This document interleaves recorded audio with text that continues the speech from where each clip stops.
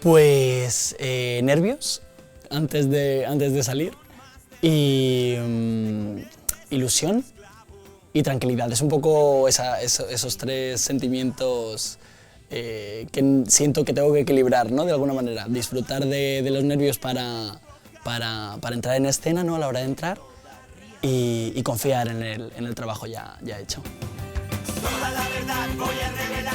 Yo en los estrenos suelo hacer una tarta de zanahoria porque es el único postre que sé hacer. Y aquí lo traje en el estreno, voy a traer una tarta de zanahoria, Claro, salió asquerosa, salió fatal. Tanto es así que ahora Juan Gea dice mucha tarta de zanahoria en vez de mucha mierda.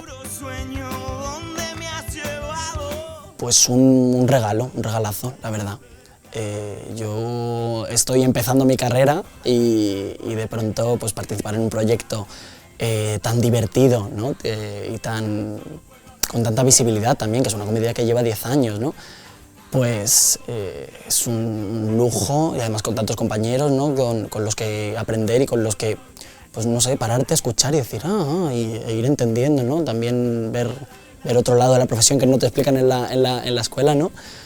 Y luego más ahora, ¿no? Aquí viniendo a Valencia, una ciudad que no es la mía, ¿no? De pronto pues es una aventura conocer esta ciudad, estar en este teatro, en el Teatro Olimpia, que pues me ha tocado la lotería, la verdad.